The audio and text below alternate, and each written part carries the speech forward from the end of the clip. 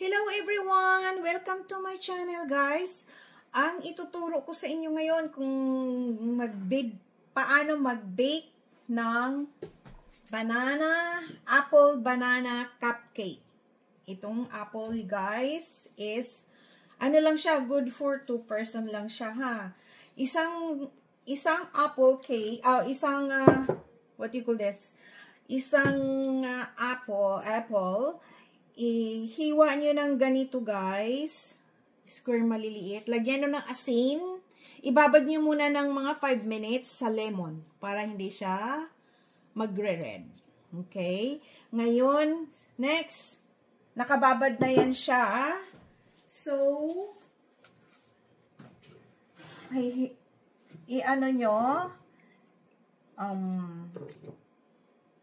i-absorb nyo sa paper towel. Nakababad na yan siya guys ha, asin at saka lemon, para hindi siya mamula-mula. So, ngayon, i-absorb nyo sa paper towel. Ayan na siya. And, iluto nyo sa butter. Ayan na siya. Nag-init na ako, may butter na yan. So, okay na yan siya. Yeah.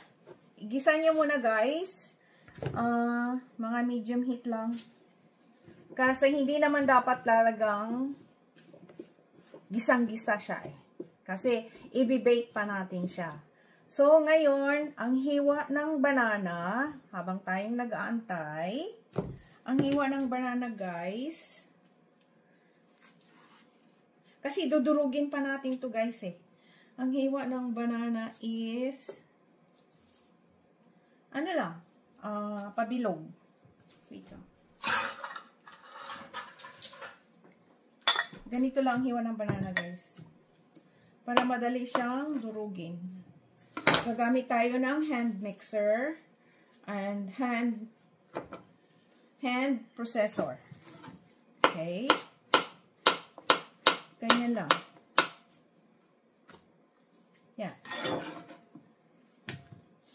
So, habang kayong nagigisa, ilagay nyo yung dito. Maghiwa na kayo ng banana for preparation. Okay?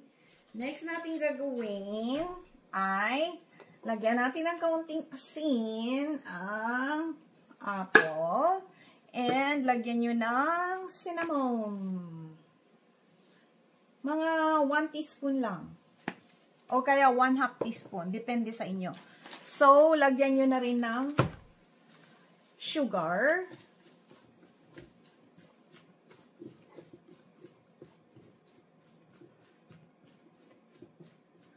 Igasan nyo sa butter guys ha. Marinate nyo. At lagyan nyo na rin siya ng sugar. 1 teaspoon na red sugar. 1 tablespoon ng red sugar. Kasi magdadagdag pa tayo mamaya. And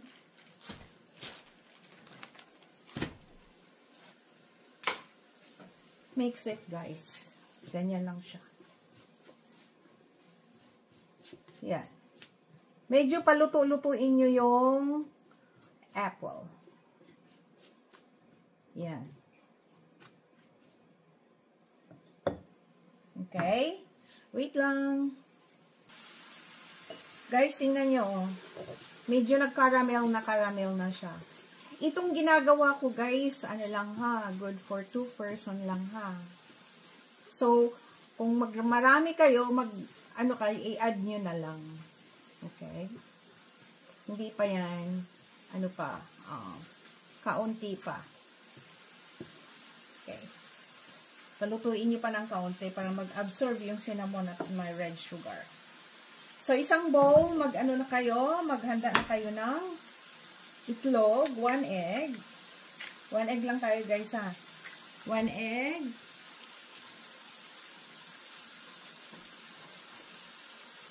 And 1/3 cup ng white sugar. 1/3 cup ha. 1/3 cup ng white sugar.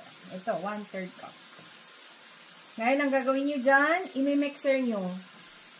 Hand mixer tayo guys ha. Wait lang.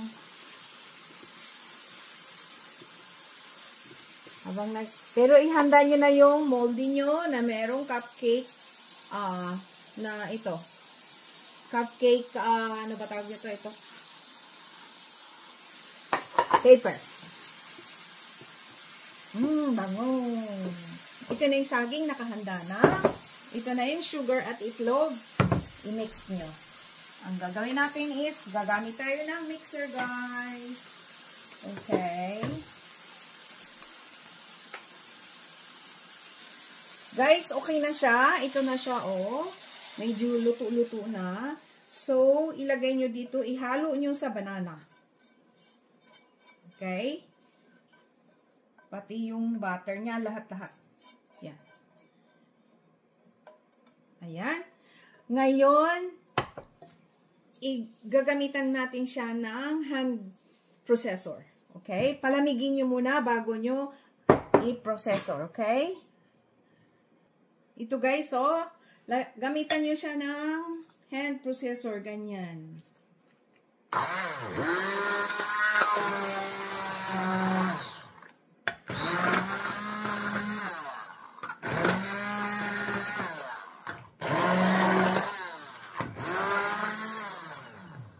Ganito na siya, oh. Guys, durugin nyo na. Ganyan. Ganyan, durug na siya. Okay lang yung pag may balat pa siya na hindi masyadong durog. Mas okay yun. Yung apple. Oo, yung apple mo. Yan na. Ito na siya. Ihalo nyo na ito ngayon sa harina. Mamaya. Ito guys, i-mix nyo yung itlog at asukal. Okay?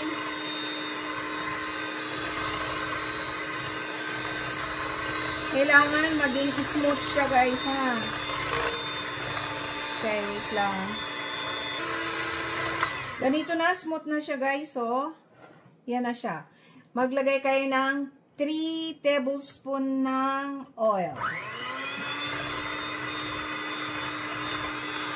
1 at a time guys. Oil yan guys, ha? Vegetable oil.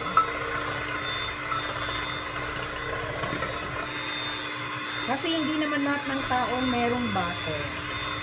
So, pwede kayong gumamit ng butter, 3 tablespoon melted butter.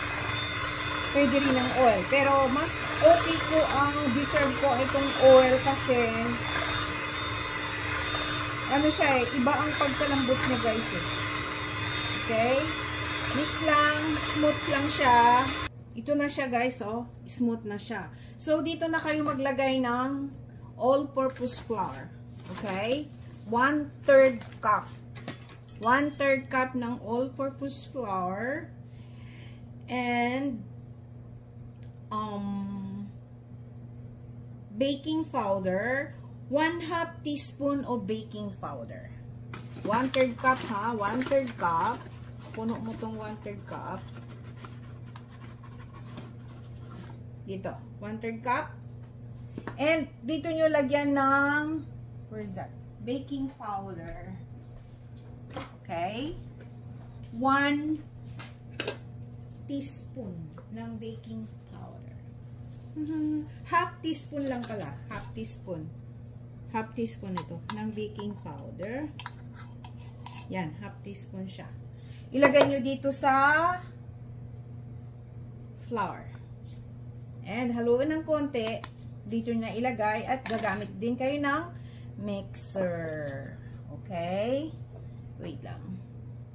Nga pala guys, dito nyo na pala ilagay ang na-mix nyo na banana at apple. Okay? Tapos, ihalo nyo. Ganito. Yep. Ganyan. Gamit din nyo ng ito. Whisk. Okay. Ngayon, dito nyo na ilagay ang vanilla essence. Ito guys, vanilla essence. Ano lang siya? Where is that? Kaunti lang, mga half teaspoon. ng vanilla essence. Okay? Then, i-mix nyo ulit. Mix ulit. Yan. Tapos, dito nyo na ilagay ang all-purpose flour na mayroong baking powder. Ito na siya guys, so, naihalo ko na. I-mix nyo mabuti. Tapos, lagay nyo ito sa molding. Okay? Ito na siya guys, so, kung meron kayong ice cream scoop, isang ice cream scoop, yan. Okay? Ganyan siya.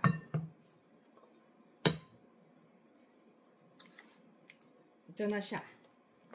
Ngayon, i-bake nyo siya sa 350 degrees Fahrenheit.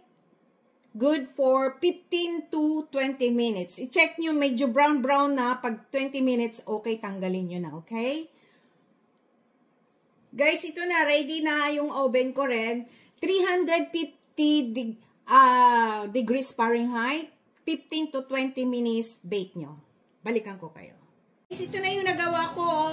Lagay na natin siya sa plato, okay? Guys, ito na siya, Ito na ang ating apple banana cupcake. Look at that. Thank you for watching. Please subscribe, like, and share. And i-click nyo na rin yung notification bell para palagi kayong updated sa ating mga bagong video. Bye! Ito na siya, guys, Look at that. Try natin, ha? Wow, mainit-init pa. Lambot. Pero, feel na tawag nito, yung banana at saka apple, napaka-soft talaga niya. Ito ang gusto ko. Hindi siya matigas. Bye! God bless all!